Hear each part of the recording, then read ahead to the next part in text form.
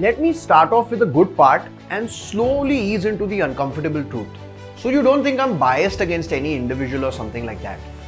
India is making an earnest attempt to roll out renewable energy and hopes that half of India's electricity needs will be met through renewable energy by 2030. Mr. Narendra Modi also told the United Nations that he would tax coal and ramp up renewable energy and made a promise to reach net zero emissions by 2070. But the truth is that coal is a dirty energy source that produces 1/5 of all planet warming carbon emission. Another truth is it's also a reliable source of energy. So join me for today's video where I take you through how India's future is still heavily dependent on coal despite promises made of a cleaner future, and how the political will of our government seems to bend in favor of an industrialist whose empire is still knee-deep in coal. And guys, if you enjoy such videos, please be sure to hit that like and subscribe button for more such financial content.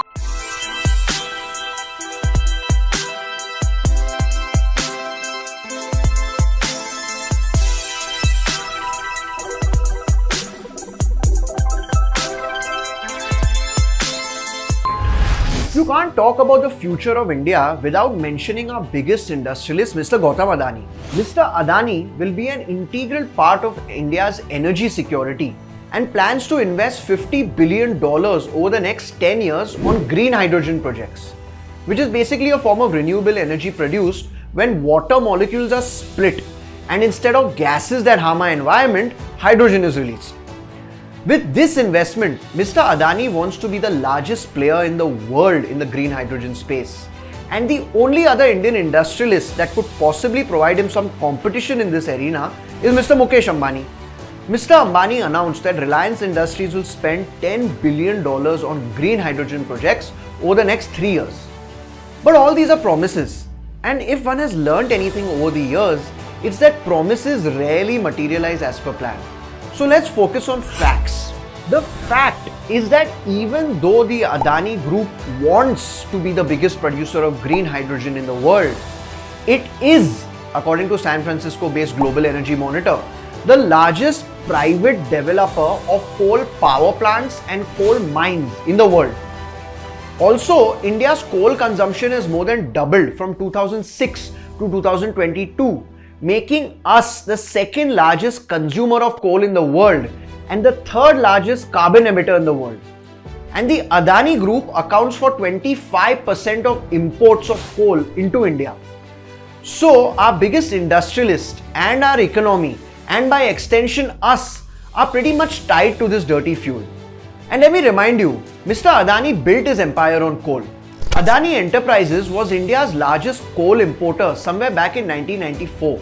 And to import this massive amounts of coal, he used 20 different ports.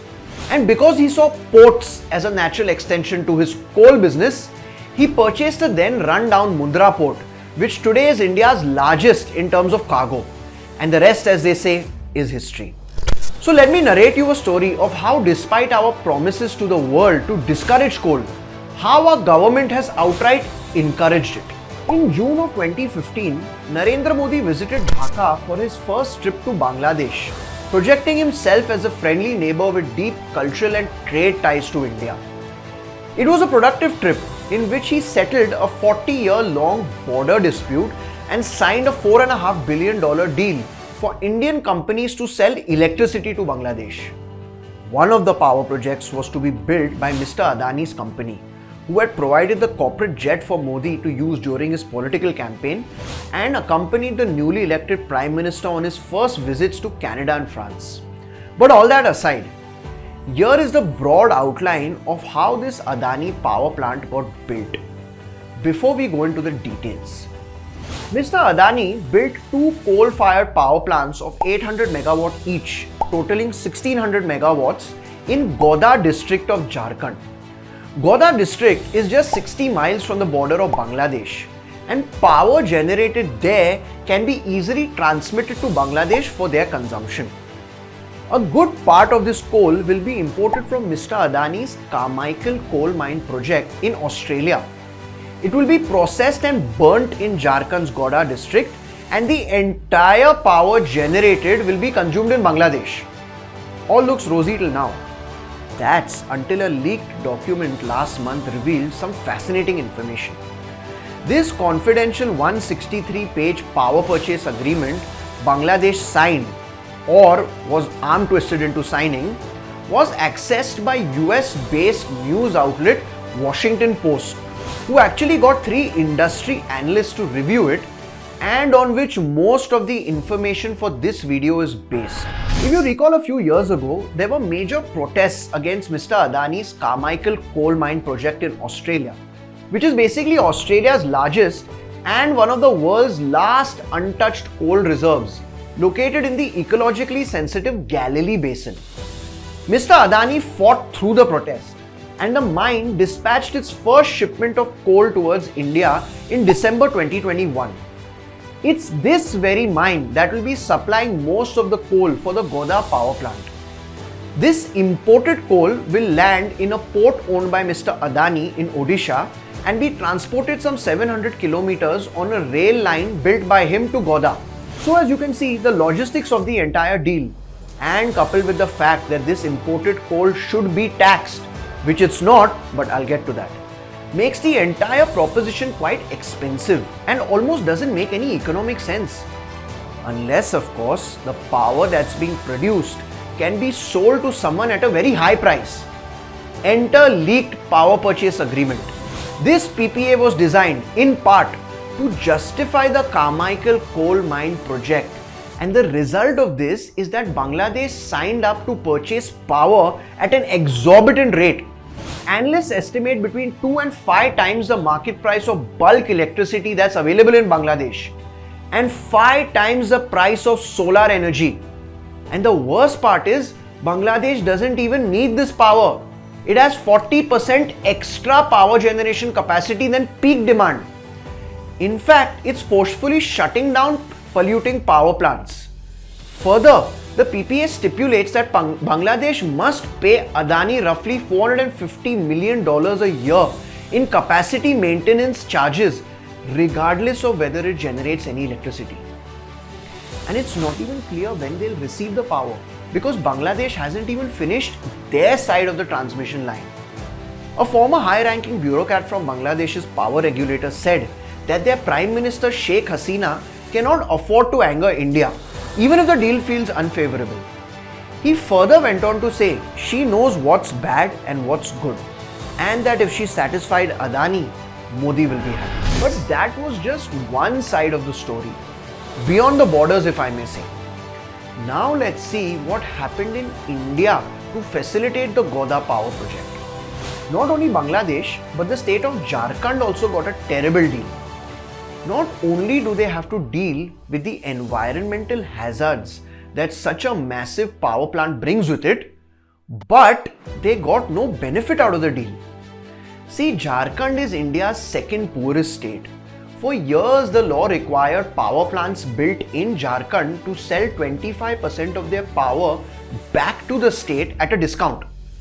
But after Mr. Gautam Adani's brother Rajesh Adani, who is the group's MD, met with the then Chief Minister of Jharkhand, Raghubar Das, in 2016, things moved quickly. A former state official who was present recalled that the next morning Mr. Das summoned his aides to the cabinet room and instructed them to move urgently, and that anything that needs to be done, just do it. And so in October 2016, the Jharkhand government amended the 25% rule and Adani's project steamed on ahead. Even an environmental review committee that felt uncomfortable about a coal plant serving Bangladesh, emitting pollution inside India, was disbanded. A second, more accommodative committee approved the project after they were reminded about Narendra Modi's ease of doing business. So by early 2018, Mr. Adani had received all the necessary permits, which brought him to his next hurdle: potential tax bills on coal worth hundreds of millions of dollars. Imported coal is usually taxed at 400 rupees a ton, which would cost millions in the grand scheme of things. So Mr. Adani applied for a creation of a tax-free special economic zone, or SEZ, at the Godda site. The Commerce Ministry had specifically in 2016 disallowed tax-free zones around a single power plant, and actually denied Mr. Adani the request initially. However, months later, the ministry changed its mind and amended the SEZ regulation at the direction of then Commerce Minister Suresh Prabhu, a Modi ally. Officials said tax-free zones like this would promote energy exports.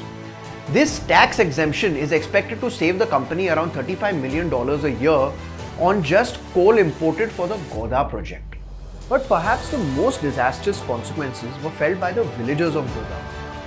Farmers, labourers and residents of the impoverished village were promised compensation, jobs, schools, toilets and even new shoes and clothes.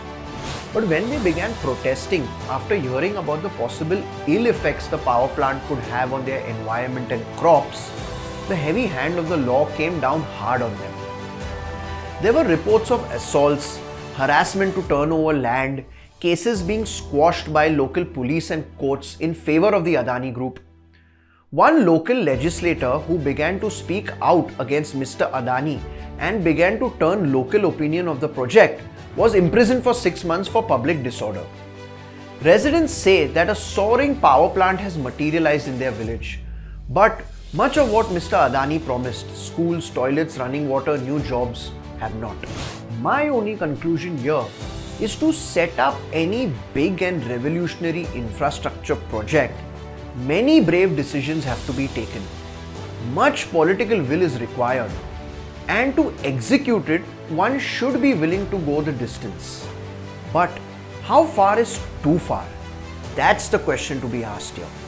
Thank you.